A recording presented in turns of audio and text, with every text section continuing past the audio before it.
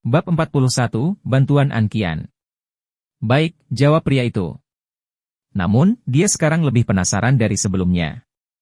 Karena Leng Xiaoting tidak mau mengalami kecelakaan, tidak perlu terus bertanya. Pria itu memutuskan untuk melakukan penelitiannya sendiri. Pria itu, yaitu Su Jinchen, percaya bahwa mudah baginya untuk menemukan kebenaran. Saat Guning berlari, dia mengeluarkan ponselnya dan menelepon Gumen. Orang yang menelepon Guning adalah rekan wanita Gumen, Wang Sufen. Wang Sufen rukun dengan Gumen. Guning juga mengenalnya. Setelah Gumen jatuh dari tangga, Wang Sufen dan sopir dari pabrik mereka mengantarnya ke rumah sakit. Wang Sufen membiarkan Guning menelepon Gumen ketika dia tiba di rumah sakit, lalu Wang Sufen akan mengalami kejadian di mana mereka berada. Karena mereka sudah berada di jalan. Telepon dijawab. Sebelum Guning dapat menyampaikan kata pun, pihak lain berkata terlebih dahulu, "Guning, apakah kamu sudah sampai? Ibumu sekarang dirawat di rumah sakit, tapi kami tidak punya cukup uang, jadi ibumu belum dirawat. Dia sekarang berada di tempat tidur pasien di lorong lantai pertama bagian rawat inap." Mendengar itu, Guning sedikit kesal.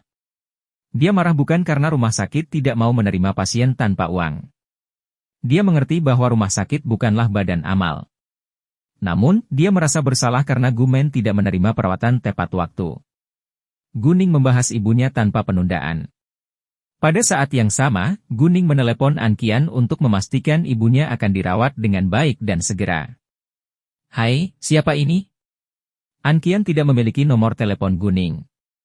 Dia menyesal tidak menanyakan hari itu. Guning berkata dengan lugas, "Nona An, ini Guning. Saya butuh bantuan Anda sekarang. Buku baru saja terjatuh dari tangga. Saya belum bertemu dengannya, dan saya tidak tahu bagaimana keadaannya saat ini, tetapi dia harus diterima. Bisakah Anda mengatur ruang pasien VIP dan pemeriksaan untuk ibu saya? Saya akan membayar tagihannya nanti." Guning sebenarnya tidak tahu tentang posisi Anqian di rumah sakit, tapi karena dia bekerja di sini, akan lebih cepat jika dia membantu. Ini tentang kesehatan Gumen. Guning tidak bisa membuang waktu. Setelah Anqian mengetahui peneleponnya adalah Guning, dia merasa bahagia di hatinya. Dia bahkan ingin mengeluh karena Guning tidak menghubunginya akhir-akhir ini. Namun, saat Anqian mengetahui ibu Guning terjatuh dari tangga, dia langsung setuju untuk membantu. "Tidak masalah. Kamu ada di mana sekarang?" Seorang Qian bertanya dengan cemas. "Saya akan berada di lantai pertama bagian rawat inap." "Buku ada di lorong," jawab Guning. "Besar. Saya akan segera mengaturnya. Silakan tunggu beberapa saat." Seorang Qian menutup telepon sebelum Guning menjawab. Dia segera mengaturnya. Tak lama kemudian, Guning tiba di lorong lantai pertama di bagian rawat inap. Dia menemukan Gumen di sana. Ada seorang wanita dengan usia yang sama berdiri di samping Gumen. Dia adalah Wang Sufen. Seorang pria berusia sekitar 20 tahun sedang bersama Wang Sufen. Dia adalah pengemudi yang mengirim Gumen ke rumah sakit.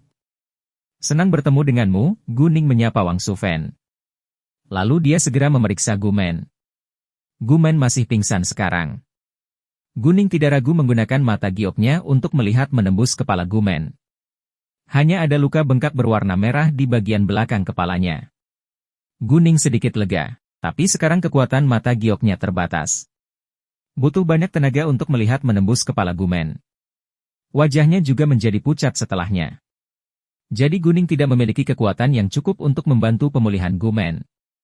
Sejak terlahir kembali hingga sekarang, Guning tidak pernah begitu bersemangat untuk memiliki kekuatan yang memadai di mata gioknya. Kalau begitu, dia bisa membantu Gumen. Tapi sekarang dia tidak bisa berbuat apa-apa. Setelah beberapa menit, Anqian datang ke Guning bersama beberapa dokter pria lainnya. "Guning, saya sudah mengatur ruang pasien VIP dengan peralatan ujian. Ayo pergi ke sana sekarang," kata Anqian. Dokter laki-laki itu mendorong ranjang pasien tempat Gumen terbaring di depannya. Wang Sufen memutar matanya karena terkejut. Dia mengetahui kondisi keuangan Gumen dengan baik.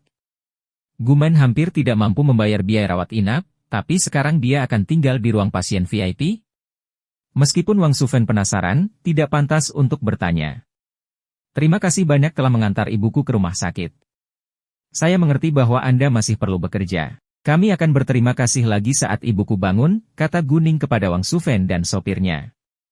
Guning dan ibunya pada dasarnya akan membelikan mereka makanan atau hadiah sebagai ucapan terima kasih. Jangan khawatir tentang itu. Kesehatan ibumu adalah hal terpenting bagimu saat ini. Jaga dia baik-baik, dan kita akan kembali, jawab Wang Sufen, lalu pergi bersama sopirnya. Saat Guning dan yang lainnya masuk ke ruang pasien, MUK memanggilnya. MUK dan teman-temannya naik taksi dan terlambat 10 menit. Bos, kamu di mana? Kami di rumah sakit sekarang, tanya MUK khawatir. Ruang V08, lantai 7 bagian rawat inap, jawab Guning. Dia langsung menutup telepon, karena dia sedang terburu-buru mengunjungi Gumen. MUK sedikit terkejut saat mendengar kamar V08. Kenapa itu ruang pasien VIP? Meskipun MUK bingung, dia yakin dia telah mendengarnya dengan jelas. Ini bukan waktunya untuk ragu. MUK segera berlari ke depan saat mengetahui nomor kamar pasien. Seorang kian memeriksa tubuh Gumen secara langsung. Guning berdiri di samping. Meskipun dia khawatir, dia tetap diam. Dia tidak ingin mengganggu An Qian. MUK dan yang lainnya segera tiba. Mereka melihat Gumen sedang ujian, jadi mereka tidak langsung masuk. Mereka juga tidak ingin mengganggu mereka.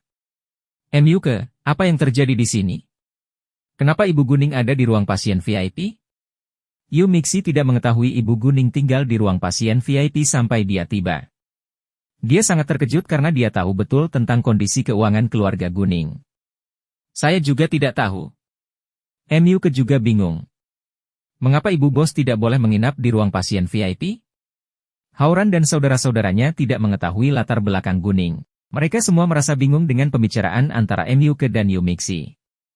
MUK kemudian memberitahu Hauran dan saudara-saudaranya tentang kondisi keuangan keluarga Guning. Hauran dan saudara-saudaranya sangat bersimpati pada Guning. Mereka yakin Ibu Guning tinggal di ruang pasien VIP untuk mendapatkan perawatan yang lebih baik. Sementara itu, biayanya juga tinggi. Kita tidak bisa membiarkan bos membayar semua tagihan sendirian. Saya akan membayar perawatan medis untuk ibu, kata Hauran. Dia melakukan itu untuk mendukung bosnya. Saya juga. MUK, Qin Zisun dan Sang Tianping semuanya setuju. Meskipun Sang Tianping adalah seorang yatim piatu, dia membuka bar bersama Hauran dan Qin Zisun. Bar itu sangat menguntungkan, jadi dia termasuk anak kaya sekarang. Bab 42, tagihan telah dibayar. Hanya Yu Mixi, yang berasal dari keluarga miskin yang sama dengan Guning, yang merasa bersalah. Dia tidak dapat membantu Guning sama sekali, karena ibunya membutuhkan banyak uang untuk membayar obatnya sekarang. MUK mengerti Yu Mixi sedih. Dia menghiburnya, Mixi, aku tahu latar belakangmu. Anda tidak perlu merasa bersalah sama sekali, karena Anda juga membutuhkan bantuan. Jika Anda membutuhkan kami, beritahu kami. Mendengar itu, Hauran dan saudara-saudaranya mengetahui bahwa keluarga Yu Mixi juga miskin. Tepat, kami berteman sekarang. Jika Anda membutuhkan kami, silakan beritahu kami, Hauran dan saudara-saudaranya setuju. Sebenarnya mereka tidak peduli dengan uang. Mereka lebih menghargai persahabatan. Yu Mixi sangat menyentuh dan hampir menangis. Meskipun dia membutuhkan bantuan, dia tidak mau berhutang budi pada mereka.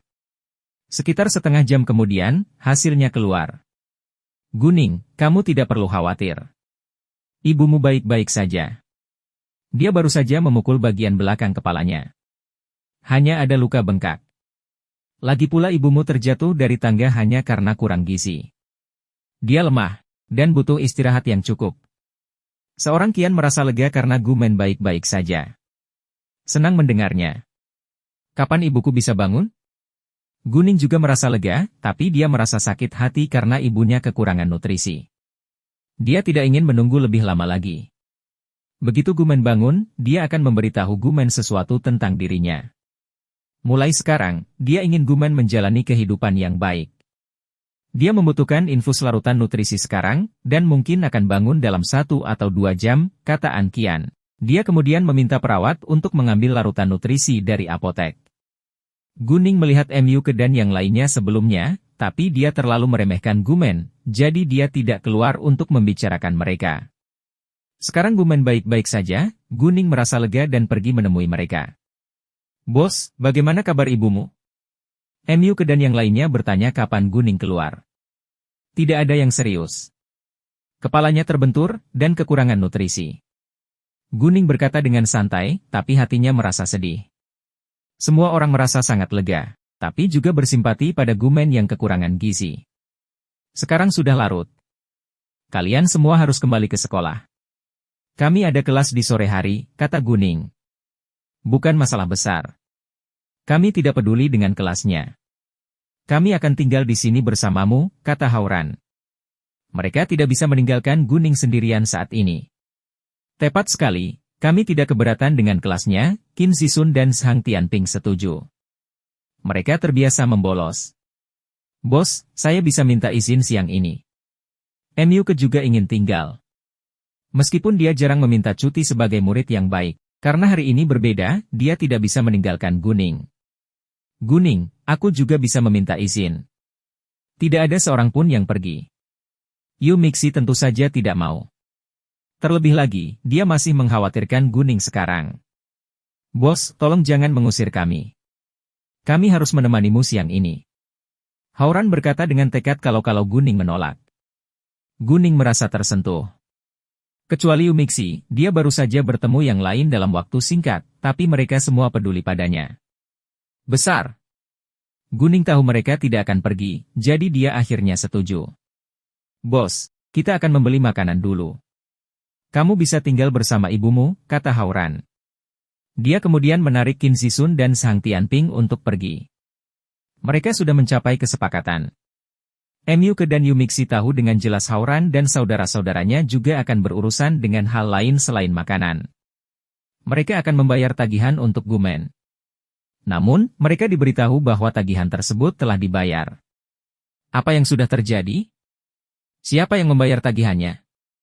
Hauran bertanya. Dokter An membayar semua biayanya, kata pekerja itu. Dokter An? Dokter pria atau wanita? Hauran bertanya. Dia mulai bergosip. Seorang dokter wanita, jawab pekerja itu. Apakah dia teman atau saudara bos? Hauran menebak, tapi karena tagihannya sudah dibayar, mereka hanya bisa pergi membeli makanan. Sebelum An Qian pergi, dia telah mengatur segalanya dengan baik, dan menyuruh Guning meneleponnya jika ada kebutuhan. Ketika An Qian pergi, MU dan Guning memanggil kepala sekolah untuk meminta izin satu persatu. Zhang Qiuhua tidak tahu bahwa Guning telah memenangkan Hauran dan teman-temannya sampai sekarang. Dia kaget, tapi juga lega. Maaf, Profesor Zhang, ibu saya sekarang berada di rumah sakit. Saya perlu meminta izin untuk merawat ibu saya. Dan Yu Mixi juga bersamaku.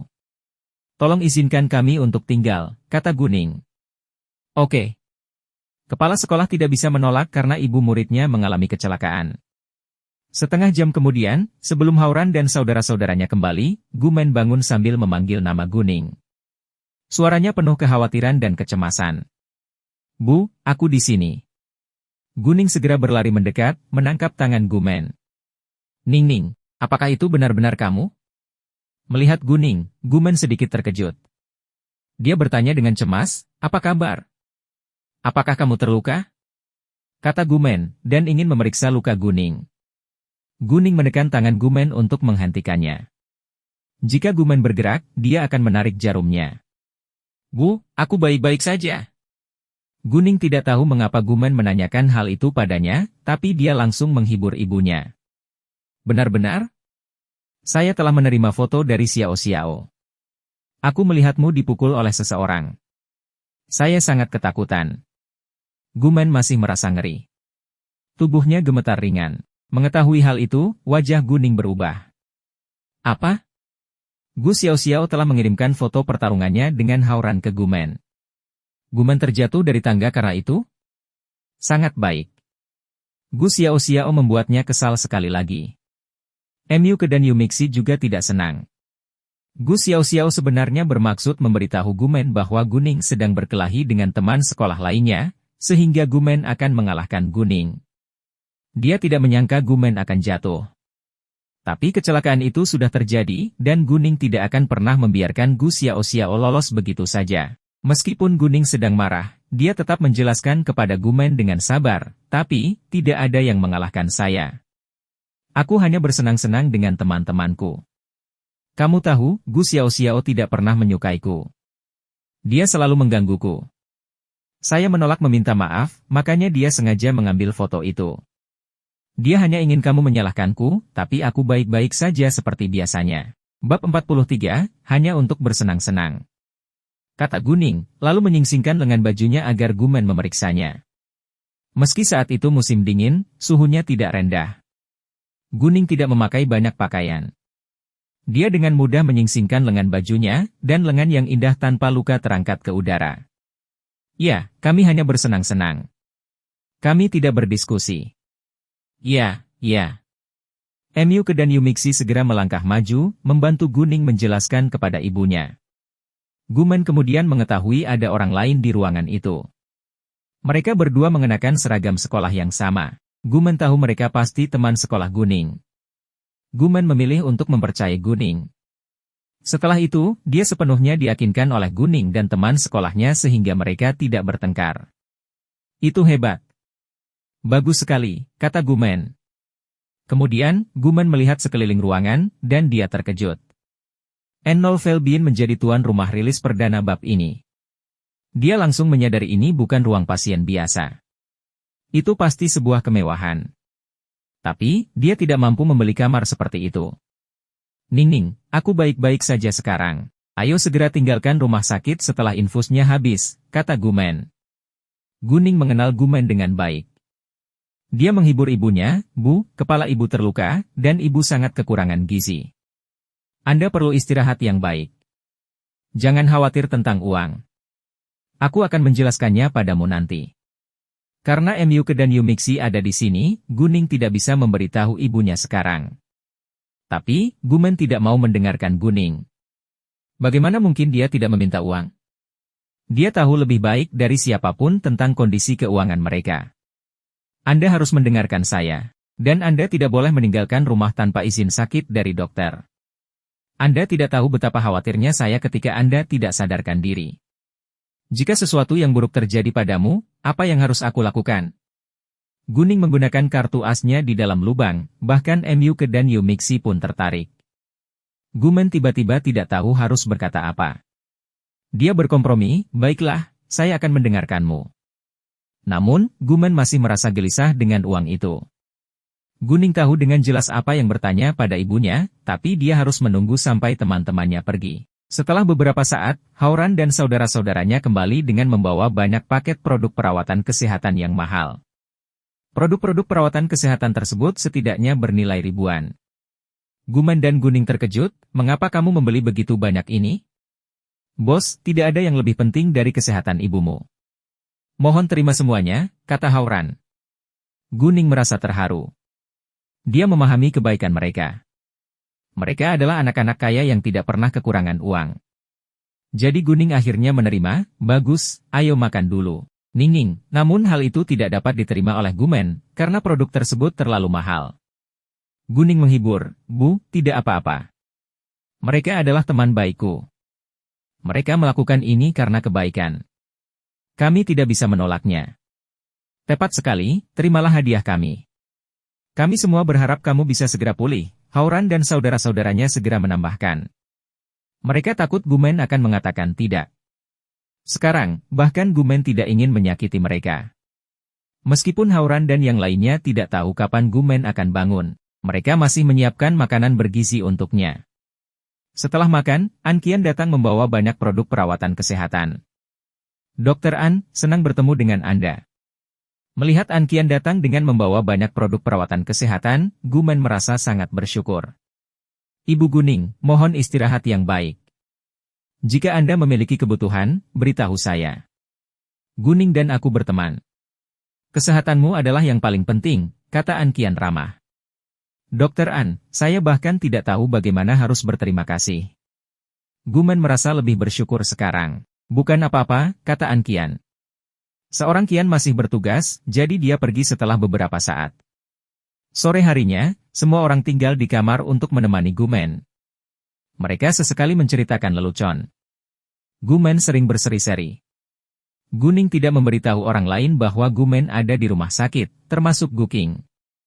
Dia tidak ingin membuat mereka khawatir. Guning tidak menghadiri kelas sore ini, yang menjadi alasan Xiao Feifei mengolok-olok Guning.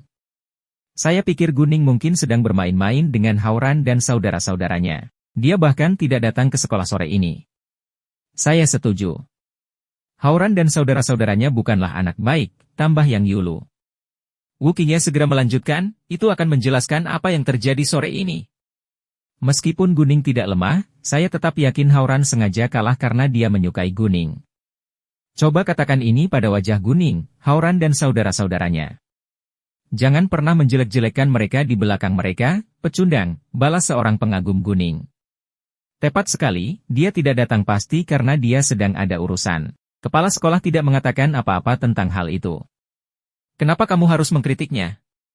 Jangan terlalu memikirkan dirimu sendiri. Kamu bukan seorang putri hanya karena kamu berasal dari keluarga kaya. Tepat. Seseorang harus lupa bahwa Hauran tidak akan mentolerirnya. Kamu, Xiao Feifei diumumkan, tapi dia harus mengakui bahwa dia tidak ingin membuat Hauran kesal. Atau, mengapa dia hanya bisa menjelek-jelekan mereka di belakang mereka? Dia tidak melupakan apa yang dikatakan Hauran padanya siang ini. Sebenarnya sebagian besar teman sekelasnya membenci Xiao Feifei dan teman-temannya. Mereka tahu gadis-gadis ini senang bergosip dan berperilaku buruk. Tetapi mereka tidak berani mengatakan apapun karena gadis-gadis itu memiliki latar belakang yang hebat. Namun, karena mereka mengagumi Guning sekarang, mereka tidak tahan ketika Xiao Feifei dan teman-temannya menjelek-jelekan Guning di depan umum. Mereka harus melakukan sesuatu. Saat An Qian sedang tidak bertugas, dia datang mengunjungi Gumen lagi. Dokter An, kapan saya bisa meninggalkan rumah sakit? Gumen bertanya. An Qian memberitahu Gumen seperti yang diminta Guning. Kepalamu terbentur. Diperlukan 1 atau 2 hari untuk memastikan bahwa Anda semua baik-baik saja. Cedera yang kambuh bisa sangat parah. Mendengar itu, Gumen sedikit takut.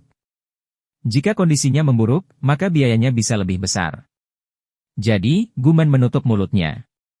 Namun di dalam hatinya, dia masih menyalurkan uang. Bab 44, katakan yang sebenarnya pada Gumen. Ibu Guning, jangan khawatir dan santai saja. Ini akan membantu Anda pulih, dan tidak memerlukan biaya banyak. Jika Anda tidak dapat beristirahat dengan baik, kesehatan Anda akan terpengaruh. Seorang Qian mengetahui perasaan Gumen, dan menghibur untuk menghibur sekaligus mengancamnya. Gumen benar-benar ketakutan. Dia berusaha bersantai agar segera memulihkan dan mengeluarkan biaya lebih sedikit. Setelah makan malam, Mu dan yang lainnya pergi. Sebelum pergi, mereka bertanya pada Guning apakah mereka harus memberi pelajaran pada Gu Xiao. Guning berkata tidak, dia ingin melakukannya sendiri. Jadi Hauran dan saudara-saudaranya tetap diam. Hanya ada Guning dan Gumen di ruang pasien sekarang. Sebenarnya, aku punya rahasia yang ingin kuberitahukan padamu setelah akhir pekan ini, tapi karena ibu mengalami kecelakaan, aku yakin lebih baik bertahan sekarang. Guning tiba-tiba memasang wajah serius, yang membuat Gumen merasa tegang. Saya menyelamatkan seseorang beberapa hari yang lalu. Dia memberiku Zamrud sebagai hadiah. Saya menjualnya beberapa hari yang lalu. Tanpa diduga, Zamrud itu bernilai 10 juta yuan, kata Guning. Dia membayangkannya seolah itu adalah kejutan besar baginya. 10 juta yuan. Mendengar itu, Gumen tercengang. Dia tidak bisa mendengarkannya. Ya, 10 juta. Oleh karena itu, Anda tidak perlu khawatir sama sekali mengenai biayanya. Kami punya cukup uang, kata Guning. Saya berencana untuk melihat-lihat rumah akhir-akhir ini, dan memberitahu Anda setelah saya membeli rumah tersebut, tetapi terjadi kecelakaan. Ya, saya juga berencana menggunakan sebagian uang itu untuk berbisnis. Mu menjalankan toko perhiasan, yang menguntungkan. Saya pikir saya akan membeli beberapa saham. Guning berbohong tentang sahamnya. Dia hanya ingin meyakinkan ibunya dengan menggunakan MUK. Gumen sangat terkejut sekarang. Dia membuka mulutnya, tapi tidak bisa mengucapkan kata pun. Guning melanjutkan, dan, setelah kecelakaan mobil, ingatanku tiba-tiba menjadi sangat baik. Saya dapat mengingat apapun yang saya baca. Dulu aku miskin dalam belajar, tapi sekarang, apapun yang kubaca, aku bisa mengingatnya. Saya rasa, mudah juga bagi saya untuk masuk ke universitas terbaik di ibu kota. Selain itu, akan sia-sia jika saya tidak menggunakan keahlian saya untuk berbisnis. Pada akhirnya, Guning tidak lupa memuji dirinya sendiri. Dalam waktu singkat, Gumen menangis. Tidak ada yang tahu apakah dia menangis karena ngeri, bahagia, atau karena hal lain. Guning sedikit gugup. Dia tahu sulit bagi Gumen untuk menerima kebenaran, tapi cepat atau lambat dia akan melihat berita itu. Saya baik-baik saja. Ningning, kamu akhirnya tumbuh semakin baik. Ibu benar-benar membahagiakanmu. Selain kebahagiaan, Gumen juga memiliki emosi yang campur aduk, terutama kesedihan. Gumen senang karena Guning tumbuh lebih baik. Namun, anak-anak kaya itu menjalani kehidupan tanpa rasa khawatir, sementara Guning mulai berbisnis. Gumen menyalahkan dirinya sendiri karena tidak berguna. Dia tidak memberi putrinya kehidupan yang baik. Oh, bagaimana kamu menyelamatkan orang itu? Apakah kamu dalam bahaya? Apakah benar orang tersebut memberi Anda benda semahal itu? Apakah kamu akan mendapat masalah nanti? Gumen bertanya dengan cemas. Dia sangat peduli dengan keselamatan putrinya. Tidak apa-apa. Orang itu sangat kaya. Dia tidak akan mempedulikannya. Saya bertemu dengannya hari ini. Dialah yang mengantarku ke rumah sakit, kata Guning. Guning mencoba membuat pria itu terdengar seperti pria baik untuk menghibur Gumen. Tapi dia tidak berbohong. Meskipun pria itu kedinginan, dia tidak terlihat seperti orang jahat. Setelah itu, Gumen akhirnya merasa lega. Bu, bibi keduaku selalu membantu kami. Saya berencana membeli rumah untuk keluarganya juga. Saya ingin membantu mereka, kata Guning. Mendengar itu, Gumen merasa ingin menangis lagi. Dia sangat tersentuh oleh kebaikan Guning. Bagus, bagus. Ningning, ibu merasa sangat bangga padamu karena telah berterima kasih. Gumen juga ingin berterima kasih kepada keluarga Guking. Dia tidak akan pernah melupakan bantuan mereka. Tapi Bu, aku ingin kamu mengetahui sesuatu sekarang. Saya hanya akan mengambil keluarga bibi kedua saya sebagai kerabat saya di keluarga Gu. Adapun paman tertua dan ketiga saya, Anda dan saya tahu bagaimana mereka memperlakukan kami. Oleh karena itu, meskipun saya menjadi kaya di masa depan, saya tidak akan membantu mereka jika mereka membutuhkan bantuan saya. Adapun nenek, meskipun aku membencinya, kamu adalah putrinya. Tanggung jawab kami adalah mendukungnya, namun saya akan memutuskan seberapa besar kami harus mendukungnya secara finansial. Jika nenek serakah, saya juga tidak akan mentolerirnya, kata Guning dengan sungguh-sungguh. Dia tidak akan menyerah. Sebenarnya, selama bertahun-tahun, Gumen sudah merasa disakiti oleh anggota keluarga Gu lainnya. Jadi dia menyetujui apa yang dikatakan Guning. Bagus, ibu setuju denganmu, jawab Gumen tanpa ragu-ragu. Guning merasa lega saat Gumen setuju. Dia khawatir Gumen akan melupakan penghinaan dan penghinaan hanya karena orang-orang jahat itu adalah keluarga. Oh, tolong jangan beritahu bibiku yang kedua bahwa aku akan membelikan mereka rumah. Beritahu mereka jika masalahnya sudah selesai, kata Guning. Tentu, jawab Gumen. Selain itu, Myuk akan pergi ke kota G untuk mengurus beberapa urusan akhir pekan ini. Mixi dan aku akan pergi bersamanya juga. Kita akan belajar. Tolong jangan khawatirkan aku. Aku akan menjaga diriku dengan baik. Guning kembali menggunakan Myuk dan Yumixi sebagai alasan untuk menghibur Gumen. Meskipun Gumen khawatir, dia tidak menghentikan Guning. Dia merasa Guning telah dewasa dan mampu mengambil keputusan sendiri. Karena dia punya rencana, Gumen percaya bahwa dia tidak boleh membebani putrinya. Tapi, aku juga berharap ibu tidak perlu bekerja terlalu keras. Jadi, kenapa kamu tidak berhenti saja? Saya punya cukup uang sekarang, dan saya akan mendapat lebih banyak. Saya dapat mendukung Anda sekarang. Anda bisa berbelanja, merawat kulit, membeli riasan, atau bepergian. Tapi, aku ingin kamu menikmati hidupmu. Jika Anda masih ingin bekerja, Anda bisa memberitahu saya apa yang ingin Anda lakukan. Saya bisa membelikan toko kecil untuk Anda. Kami akan mempekerjakan seseorang untuk menjalankan toko. Jika Anda merasa bosan, Anda bisa pergi dan melihatnya. Jika tidak mau, Anda bisa tinggal di rumah, tambah Guning. Untuk lebih membuat Gumen merasa nyaman di hatinya, lanjut Guning. Bu, kami adalah ibu dan anak. Kami adalah keluarga. Milikku adalah milikmu. Tolong jangan merasa bersalah sama sekali. Aku akan bahagia selama kamu bahagia. Gumen merasa bersalah pada awalnya. Dia menyalahkan dirinya sendiri karena tidak menawarkan kehidupan yang baik kepada Guning, dan bahkan membiarkan Guning menghidupinya secara finansial. Bab 45, Nenek Guning. Tapi apa yang dikatakan Guning pada akhirnya menghilangkan semua beban mentalnya. Yang paling diinginkan Gumen adalah agar Guning bahagia. Karena Guning ingin dia melakukannya, Gumen memilih untuk mendengarkan putrinya. Gumen tidak akan melakukan apapun, tetapi karena kehidupan mereka telah membaik, dia dapat mengubah gaya hidupnya. Bagus, aku akan berhenti dari pekerjaanku, dan aku akan bergantung padamu mulai sekarang, canda Gumen. Tentu saja, kita akan menjalani kehidupan yang lebih baik dan lebih baik mulai sekarang. Guning akhirnya merasa lega. Keluarga Gu Xiao tinggal di sebuah rumah besar di kawasan mahal dekat pusat kota. Setelah kelas malam, Gu Xiao pulang ke rumah dan mengeluh kepada ibunya, Lin Lijuan, tapi, Guning bilang dia tidak akan meminta maaf padaku.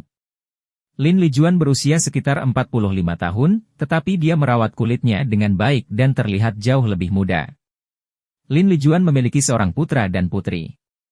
Putranya bernama Gu Qingyun dan berusia 20 tahun. Dia adalah mahasiswa tahun kedua jurusan kedokteran di Capital Medical University. Putrinya adalah Gu Xiao. Bagaimana dia bisa begitu berani? Bukankah dia takut pada kita? Lin Lijuan terkejut. Dia sangat berani sekarang. Dia bahkan berkelahi dengan Hauran di sekolah kita hari ini, kata Gu Xiao.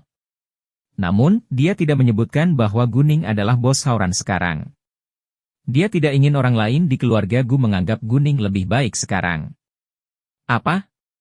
Mendengar itu, Lin Lijuan kaget. Guning sangat berbeda sekarang. Lin Lijuan tahu siapa Hauran. Hauran berasal dari keluarga yang kuat. Dia bahkan meminta Gu Xiao untuk menjalin hubungan baik dengan pria itu. Ini bisa bermanfaat suatu hari nanti di masa depan. Lin Lijuan juga tahu Hauran memiliki temperamen buruk. Tidak mudah bergaul dengannya. Setelah terkejut, Lin Lijuan tertawa. Saya pikir itu bagus. Dia memiliki hubungan buruk dengan Hauran. Dia sudah ditakdirkan. Lin Lijuan tidak percaya Guning bisa mengalahkan Hauran. Dia menganggap Guning adalah pecundang. Tapi, Gu Xiao hampir memberitahu ibunya bahwa Guning adalah bos Hauran sekarang. Tapi dia membatasi dirinya. Tapi, Guning tidak akan meminta maaf padaku. Aku benci dia. Apa yang telah terjadi? Apa yang terjadi dengan Guning? Sebelum Lin Lijuan dapat mengatakan sesuatu, suara seorang wanita tua terdengar. Kemudian, seorang wanita berusia 60 tahun keluar dari lorong. Wanita ini adalah Nenek Guning. Nenek Guning menjalani kehidupan yang baik, jadi dia tetap energik seperti biasanya. Dia adalah seorang wanita tua yang keras kepala, tetapi tidak berani melawan Lin Lijuan. Meskipun Lin Lijuan memaksa, dia akan mengabaikan ibu mertuanya selama dia memegang kendali. Secara keseluruhan, Lin Lijuan dan ibu mertuanya rukun satu sama lain. Nenek Guning mengunjungi kerabatnya kemarin jadi dia tidak tahu apa yang terjadi antara Guning dan Gu Xiao. Nenek, Guning memukulku dengan piring kemarin di kantin. Dia bahkan menamparku, dan tidak mau meminta maaf. Aku sangat kesal, Gu Xiao langsung mengeluh saat melihat neneknya. Apa? Guning berani memukulmu dengan piring dan menamparmu? Dia benar-benar bajingan. Wanita tua itu sangat marah. Sebenarnya, di mata wanita tua itu, Guning merupakan penghinaan bagi keluarga Gu, karena dia tidak memiliki ayah. Guning juga membenci neneknya, karena neneknya telah memanggilnya bajingan sejak dia masih kecil. Tepat. Nenek, bisakah kamu mengusir mereka dari rumah tua itu? Gu Xiao memohon. Dia tampak kejam. Ya, wanita tua itu agak enggan melakukan itu. Dia sangat tidak menyukai Guning dan Gumen, tapi tidak pernah berpikir untuk mengusir mereka. Bagaimanapun, Gumen adalah putrinya. Dia merasa simpati padanya. Yang terpenting, sebelum suaminya meninggal, dia telah memperingatkannya untuk tidak mengusir Gumen dan Guning dari rumah tua itu, atau dia akan mendatanginya bahkan jika dia harus menjadi hantu ketika dia sudah mati. Nenek Guning percaya pada tahayul, jadi dia tidak pernah berpikir untuk mengusir Gumen dan Guning. Melihat neneknya tidak mau melakukan hal itu, Gu Xiao tahu itu tidak akan berhasil. Dia kemudian berubah pikiran. Nenek, bisakah kamu meminta Guning untuk meminta maaf padaku? Selama saya puas, saya bisa memaafkannya. Tidak masalah.